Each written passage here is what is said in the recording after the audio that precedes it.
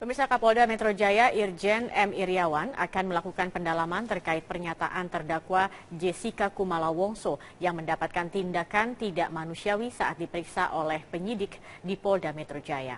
Menurut Kapolda Metro Jaya Irjen M. Iriawan, pihaknya akan menindaklanjuti pernyataan Jessica dan berkoordinasi dengan Divisi Propam Mabes Polri. Propam Mabes Polri juga telah merespon dengan mendalami dan menganalisa terkait apa yang diungkapkan Jessica Kumala Wongso dalam persidangan. Sebelumnya dalam persidangan yang berlangsung pada Rabu kemarin, Jessica mengaku sempat dimasukkan ke dalam ruangan berukuran 2x1 yang tidak layak untuk dihuni. Selain itu, Jessica juga mengaku mendapat perlakuan yang tidak manusiawi saat dirinya diperiksa oleh penyidik di Polda Metro Jaya. Krisna Mukti itu, ya itu kan baru sepihak. Ya, nanti mungkin akan didalami oleh Propam karena ini masukan buat kita.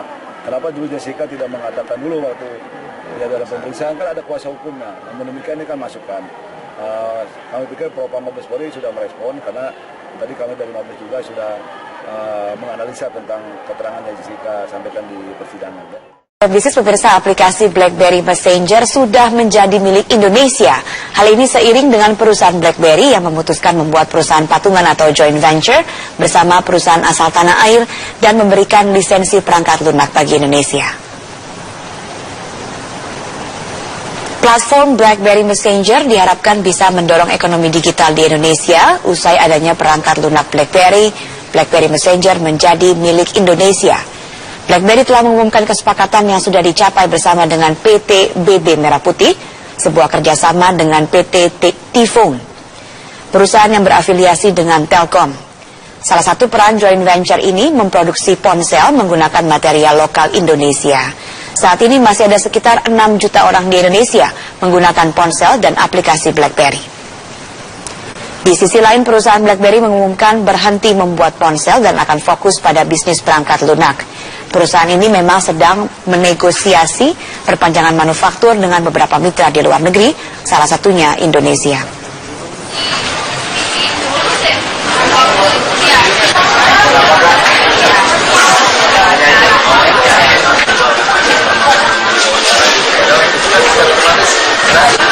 Sementara itu, Mensesnek Pratikno membantah isu yang menyebut dirinya menemui Pak Ketua Umum Partai Gerindra Prabowo untuk mencegah salah satu cagup DKI maju dalam Pilkada 2017. Pratikno menegaskan dirinya tidak mengenal Prabowo secara pribadi. Selain menepis isu dirinya menyambangi Ketua Umum Gerindra, Pratikno juga menegaskan tidak memiliki kepentingan dengan Pilkada DKI. Oleh karena itu tidak pernah mendukung cagup tertentu atau menghalangi calon yang lain. Pratikno menambahkan dirinya tidak akan mengambil langkah lebih jauh untuk merespon isu tersebut selain klarifikasi kepada media.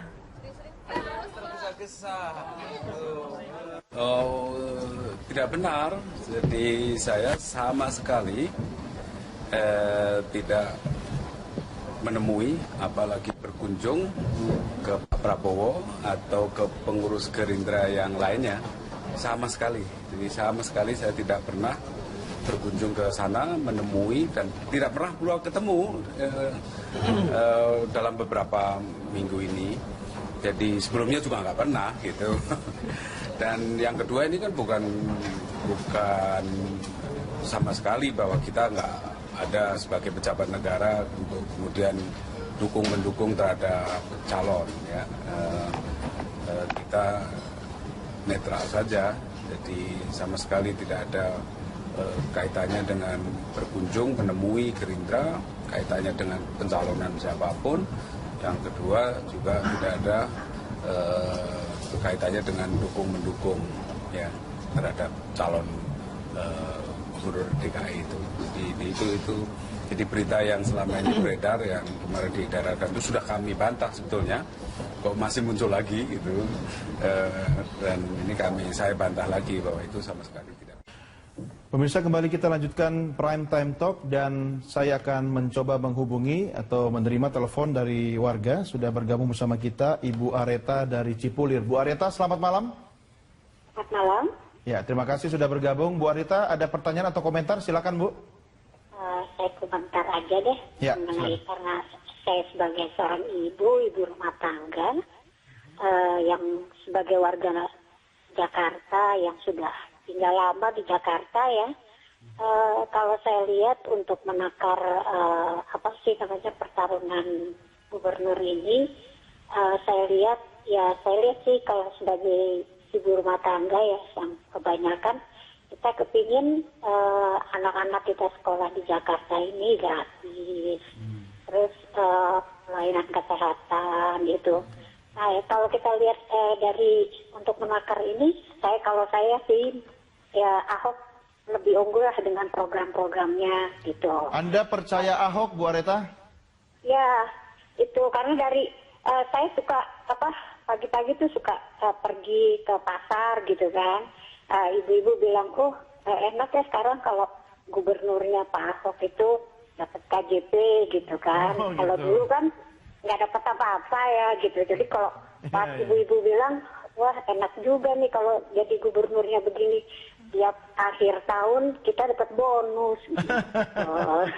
Tapi Bu Areta KTP-nya KTP Jakarta kan? Jakarta, saya udah lama tinggal di Jakarta, 55 tahun yang lalu, Pak. Oke, baik. Terima kasih, Bu Areta. Baik. Selamat malam. Iya. Ada satu telepon lagi. Kita... Oh, tidak ada. Saya ke Kang Aceh loh. Silakan. Iya, tentu inilah salah satu di antara tingkat kepuasan publik terhadap Pak Ahok Jarot. Seperti yang kita tahu bahwa program KJP, itu program Jakarta Pintar, itu kan salah satu di antara program unggulan dari Pak Ahok Jarot. Yeah. Kalau orang mengatakan bahwa dulu juga ada itu, saya bilang kalau DKI Jakarta ini membutuhkan kepemimpinan yang cepat dan eksekutorial. Nah, kelebihan dari Pak Ahok adalah dia nggak peduli. Kalau memang ada program harus dilaksanakan, harus dilaksanakan. Eksekusi ya? Eksekusi. Dia awasi sendiri? Dia awasi sendiri dan dia minta semua birokrasi, you harus konsisten dengan ini. Yeah. Dan program itu kan bukan hanya sekedar program ya Mas Jayadi. Tetapi kemampuan dari birokrasi untuk bagaimana mengeksekusi program itu dan dirasakan langsung oleh masyarakat. Iya, ada kata-kata yang saya suka banget. Seorang pemimpin itu tidak diukur dari banyaknya rencana, tapi berapa banyak rencana yang sudah dia jalankan. Betul, gitu kan? Betul. Nah, Pak Ahok, sekalipun ketika saya selalu berdebat dengan tim yang lain menyatakan bahwa, itu kan program yang disusun juga bersama dengan DPRD. Tapi kan kalau tidak ada inisiatif dari eksekutif, dari yang namanya gubernur, mana mungkin itu bisa dilaksanakan gitu loh. Juga misalnya soal normalisasi sungai, kan konsekuensinya harus bagaimana pinggiran sungai harus direlokasi. Tapi itu harus dilakukan. Kalau tidak, nanti akan terjadi banjir lagi gitu loh. Nah, konsekuensi itu memang buat Pak Ahok akan dinilai tidak populer. Tapi dia nggak peduli. Yang terpenting adalah bagaimana program tersebut bisa dirasakan langsung oleh. Tapi ini kan butuh waktu dan proses. Persoalannya gini Mas Jayadi, yang Ahok sendiri sampaikan bahwa tidak akan mempengaruhi sikap dia terhadap upaya normalisasi ataupun yang sudah jadi program kerja dia sebagai gubernur, walaupun dekat dengan pilgub pilkada. Bisa nggak mempengaruhi nanti suara yang akan didulang oleh bisa Ahok? Jadi malah itu jadi selling point, bisa jadi. Oh begitu? Bisa jadi, karena dianggap kan sekarang itu banyak orang melihat para pemimpin itu cenderung apologis gitu ya, cenderung bermanis-manis ketika menjelang pemilu. Nah ini kan jadi poinnya didiferensiasi. Dia pemimpin yang beda, masyarakat mungkin ingin yang beda gitu. Mungkin itu bisa jadi selling point. Tapi kembali ke persoalan peluang ini tadi, kalau kita kembali ke Pak Hairul, saya kira memang ada alasan untuk mengatakan bahwa sementara peluang petahana yang paling tinggi saat ini berdasarkan data-data yang ada, tapi belum aman gitu. Pertama, dia punya pendukung kuat, saya sebut tadi. Yang kedua, Kang Aceh sudah berkali-kali menyebut tingkat kepuasannya atas kinerja itu tergolong tinggi. Lebih kurang berdasarkan data yang ada itu di angka sekitar 70%, lebih kurang, kadang 65, kadang 70 lebih dikit gitu, sekitar itu. Itu artinya tingkat kepuasan tinggi. Nah, hal lain kemudian kita menanyakan kepada publik biasanya berapa persen publik menginginkan petahana kembali. Nah, biasanya ini memang tidak setinggi tingkat kepuasan, tergantung banyak faktor. Untuk Ahok itu berdasarkan data-data yang ada itu angka psikologis yang bisa dicapai, angka tertinggi elektabilitasnya itu antara 50 sampai 58. Artinya potensial memang untuk memenangkan. Iya. Tetapi tantangannya ada ini. Satu, pemilih Jakarta ini pemilih yang pendidikannya tinggi, orang kota, informasinya banyak sekali. Orang seperti ini cenderung lama baru mutusin final, baru memberi keputusan final. Dari data-data yang kami punya, ada sekitar 50-55% pemilih itu baru akan memutuskan sampai menjelang hari H. Oh, jadi belum terukur sekarang ini? Bisa diduga, tapi reassurance, memastikan kembali mereka itu menjadi penting. Tapi karena itu dengan modal 50-an% tadi kan sudah cukup bagus kan sebenarnya? Itu kan? potensi yang bisa didapat. Artinya dia memastikan pendukung kuatnya kan baru 35, 30-35. Potensi dia ada untuk sampai 58, 56, 58. Itu artinya tim komunikasinya harus lebih aktif, lebih asertif. Ini menarik. Coba ditahan di situ Mas Jayadi. Saya mau ke Jakarta Timur. Ada satu penelpon lagi sudah bergabung bersama kita, Pak Hari. Selamat malam Pak Hari. Selamat malam Pak. Ya, Anda mungkin punya pendapat yang berbeda. Bagaimana komentar Anda? Pak Hari, silakan Pak. Yo, terima kasih Pak. Ya. Begini Pak. Ya, terima kasih Pak. Selamat malam Pak. Saya tinggal di Jakarta sudah 40 tahun Pak. Ya Bapak ketahui nggak, Jakarta itu yang tinggal di sini ada Ambon, ada Batak, ada Jawa, ada Sunda, ada Makassar yang tiap harinya susah untuk diatur dan pasti perang Pak.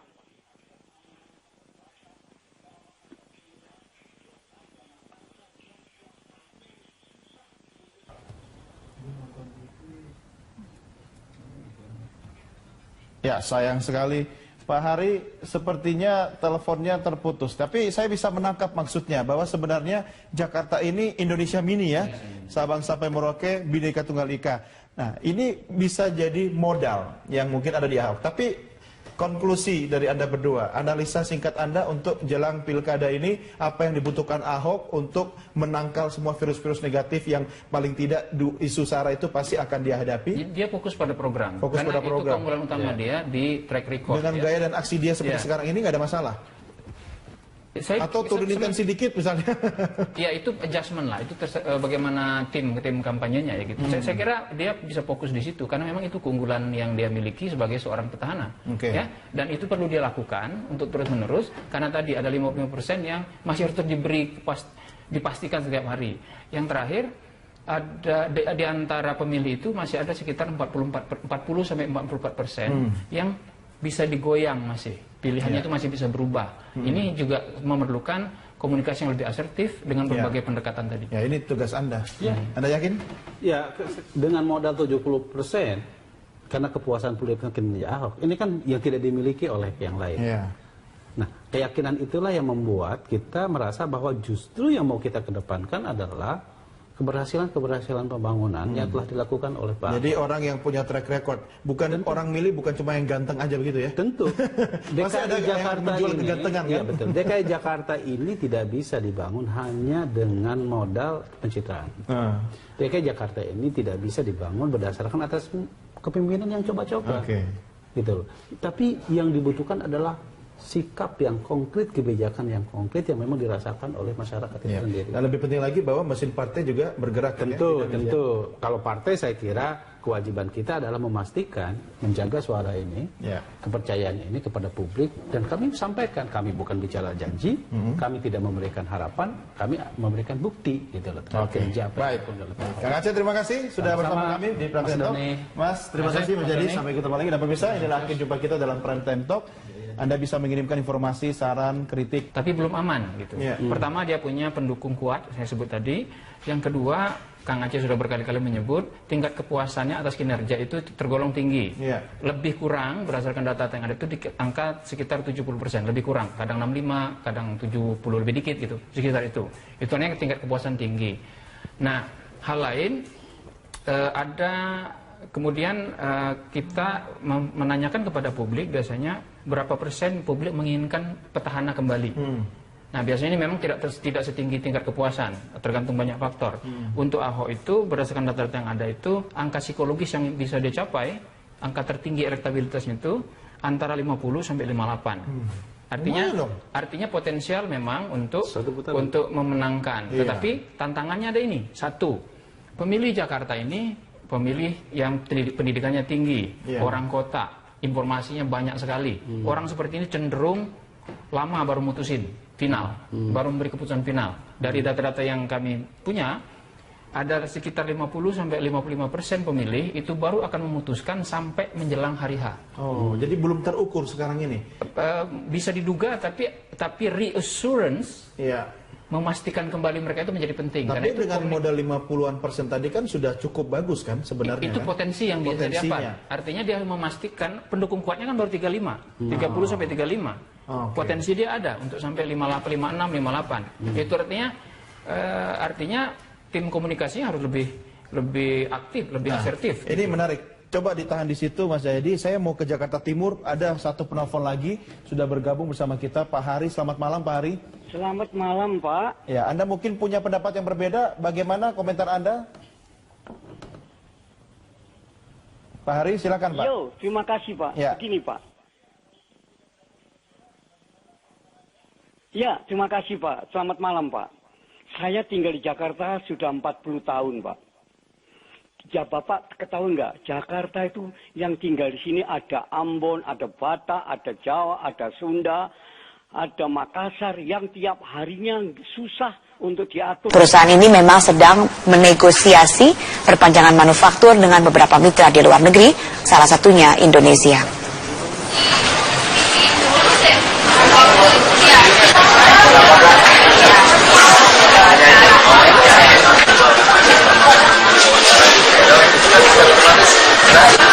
Sementara itu Mensesnek Pratikno membantah isu yang menyebut dirinya menemui Ketua Umum Partai Gerindra Prabowo untuk mencegah salah satu cagup DKI maju dalam Pilkada 2017. Pratikno menegaskan dirinya tidak mengenal Prabowo secara pribadi. Selain menepis isu dirinya menyambangi Ketua Umum Gerindra, Pratikno juga menegaskan tidak memiliki kepentingan dengan Pilkada DKI. Oleh karena itu tidak pernah mendukung cagup tertentu atau menghalangi calon yang lain. Pratikno menambahkan dirinya tidak akan mengambil langkah lebih jauh untuk merespon isu tersebut selain klarifikasi kepada media.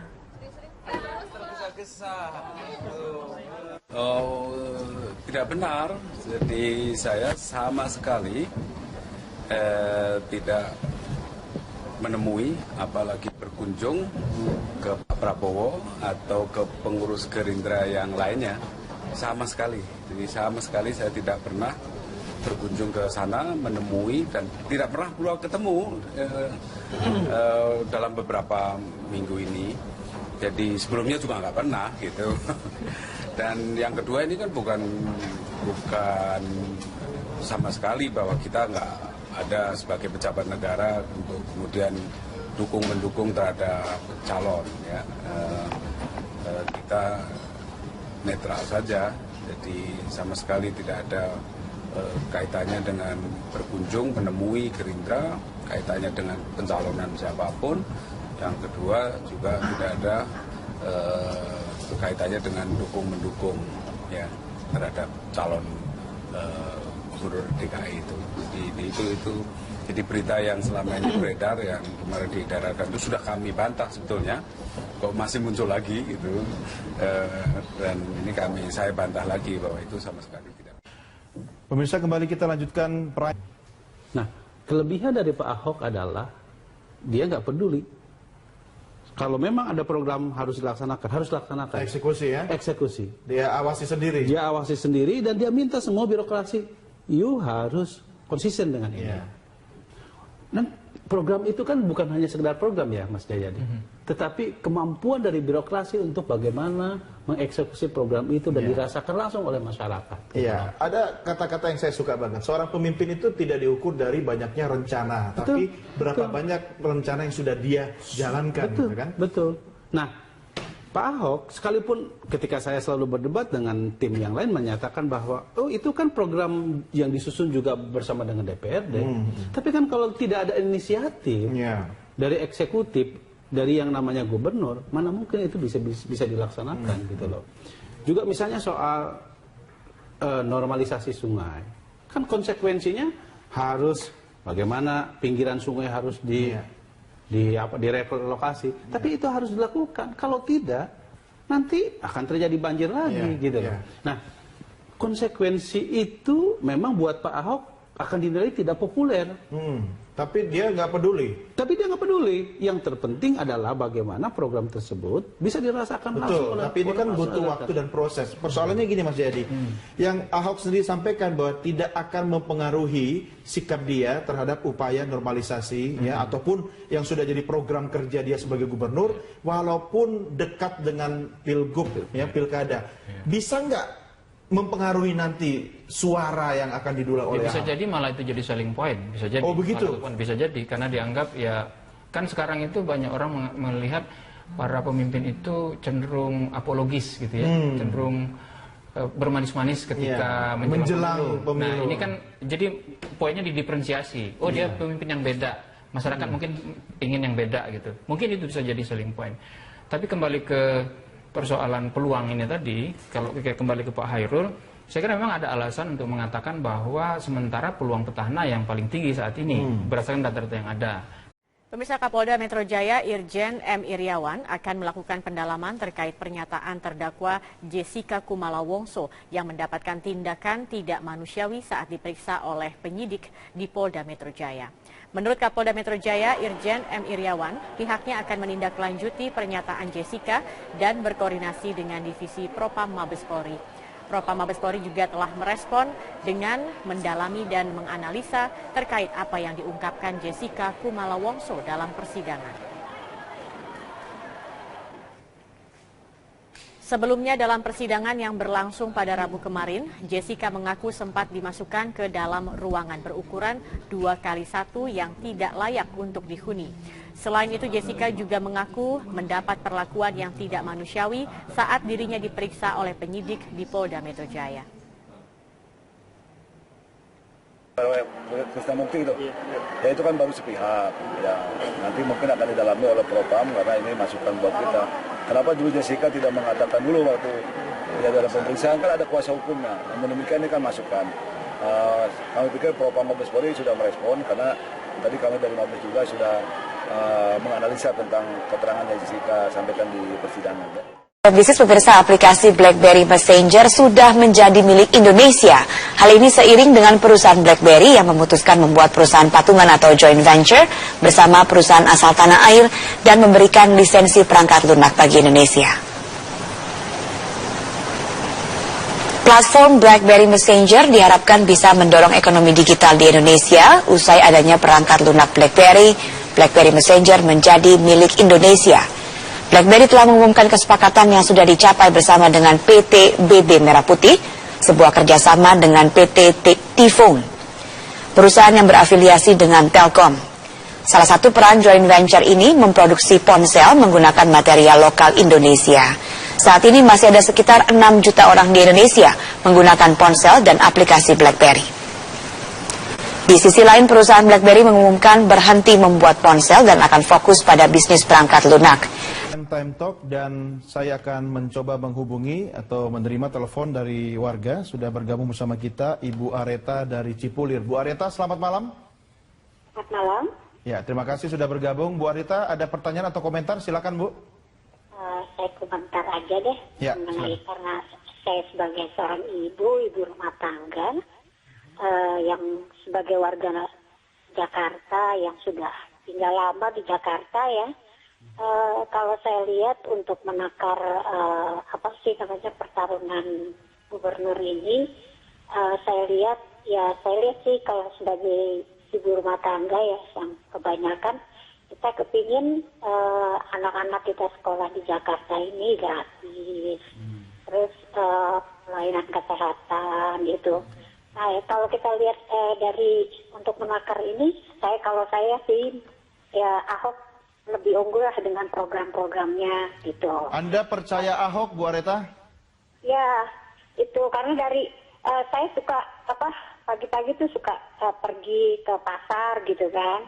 Ibu-ibu bilang, enak ya sekarang kalau gubernurnya Pak Ahok itu dapat KJP gitu kan. Kalau dulu kan nggak dapat apa-apa ya gitu. Jadi kalau pas ibu-ibu bilang, wah enak juga nih kalau jadi gubernurnya begini. Tiap akhir tahun kita dapat bonus. Gitu. Tapi Bu Areta KTP-nya KTP Jakarta kan? Jakarta, saya sudah lama tinggal di Jakarta, 55 tahun yang lalu, Pak. Oke, baik. Terima kasih Bu Areta. Baik. Selamat malam. Iya.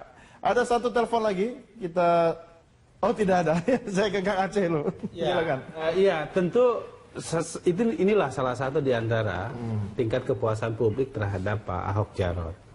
Seperti yang kita tahu bahwa program KJP, itu program Jakarta Pintar, itu kan salah satu di antara program unggulan dari Pak Ahok Jarot. Yeah. Kalau orang mengatakan bahwa dulu juga ada itu, saya bilang kalau DKI Jakarta ini membutuhkan kepemimpinan yang cepat dan eksekutorial.